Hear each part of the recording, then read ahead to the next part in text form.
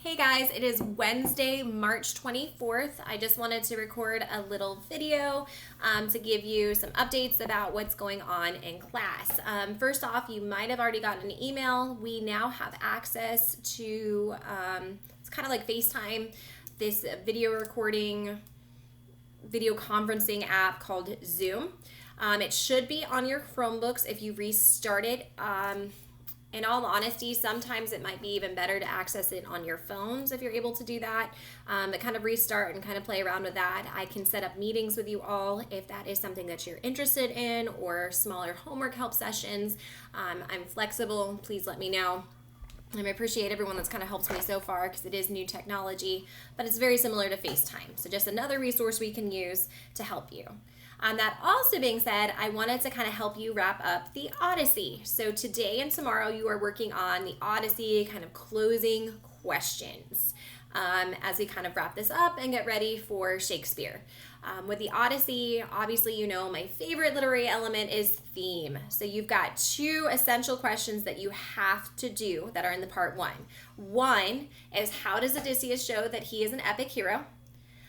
If you forgot what those traits are, and I can even type them up above this video, that's noble birth, strength and courage, being kind and showing compassion, leadership skills, and traveling over a vast setting, okay? Being a good team player. How is he showing that throughout the text? And if you even look at past questions, there's been so many different examples. You just need to choose one, and again, explain what's going on, give textual evidence, make sure you have that citation. The second question is, again, about theme. So think about some lessons that we could learn based on what Odysseus had to go through. Some topics I'll even hint. Think about Greek culture and hospitality, vengeance, loyalty, compassion, self-control.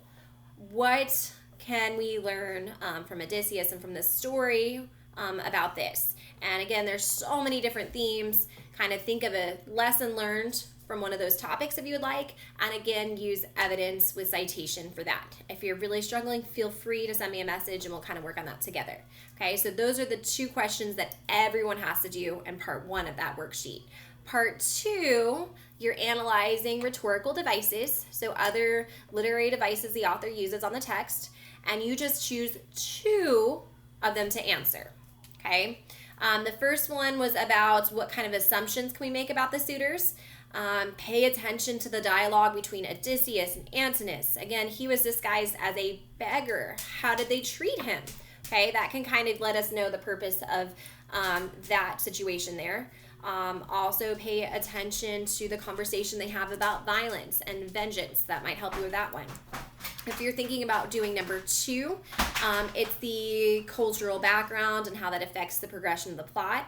Think about hospitality and how that is so important, and think of maybe a specific scenario. Think about the attention and respect to the gods. There's so many different parts where the character should be showing respect to the gods. Again, if you want help answering that question, you can always go back through your former questions and take a look at the historical and cultural questions, and that would help you with number two, cultural backgrounds. Now you may want to work on number three. That's about Telemachus and what is his role as a character. How does he move along the plot? Again, Telemachus is Odysseus' son. He definitely is involved in the plot and involved in an important plan. So again, see kind of what would have not been able to happen if Telemachus wasn't involved. And then the last one is rules of women. Obviously are a little different than they were during the time of this writing and over the time that Homer wrote this. So if you want to kind of compare what a 21st century woman's role is compared to what they tried to say a woman's role is then, you may even want to pay attention to that Penelope poem that I had you read and focus on Penelope and some of those different characters, even the sirens, and compare it to present day life. But that's kind of our wrap-up questions. Again, you have to do number one and two. And then the second section, you pick two on your own. Please make sure you have that citation. Okay, and again, feel free to email me. But that was kind of the way that I wanted to kind of say goodbye to the Odyssey. And again, if you have questions, let me know. I also wanted to give you some tips on no red ink if you need it. Last week, we've been doing some commonly confused words. We had whose. So as a reminder, whose with the apostrophe S is a contraction. Who is going to the store? Whose, W-H-O-S-E, is possessive of who. Like whose, my favorite thing, whose cup of coffee? No, it's not a soup bowl. It's my cup of coffee. And it's mine, right? Okay. Then you have affect and affect. Affect is, I always think it's an action, so it's a verb. I think staying in is going to affect me.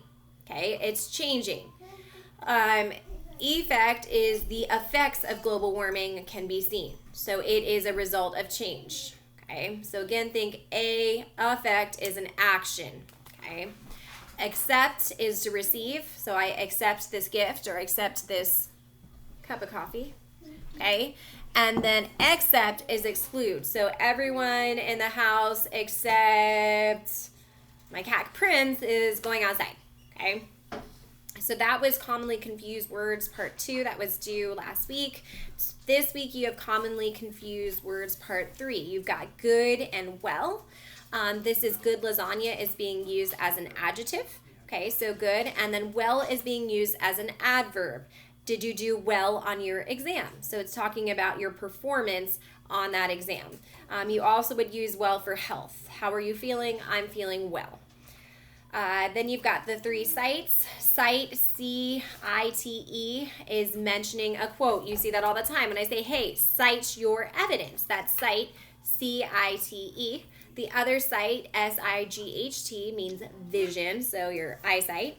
Okay, and then the last site, S-I-T-E, is a piece of land or like the work site. Okay, so that's just a little lowdown on those. I can give you, there's some more articles. Let me know if you need some more help, or we can do a one-on-one Zoom meeting. I'm more than flexible.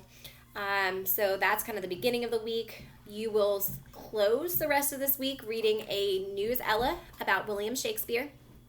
I have comments off to the side to help you with comprehension. Please answer those by commenting. Those will help you on your quiz. And again, look at the quiz and look at the text at the same time. Take your time on those because they can kind of be tricky. It's important you go back to the text. You go back to those comments that you made. Really slowing down with those texts are going to make the difference on those. Okay, and then you always have a journal just so I can kind of connect with you. And then we have spring break, and when we get back from spring break, we'll be starting Romeo and Juliet. And of course, I will give you some tips about how to do that. All right, I miss you guys terribly. I hope everyone is staying well and staying safe. I know these videos are really corny, so thank you for bearing there with me. But again, let me know if you need anything. I am here. I check my email all throughout the day. So I'm here for you. Check Progress Book 2 as that's being updated. Okay, this is going to be a great last 9 weeks, and we're going to finish strong. All right, see you guys.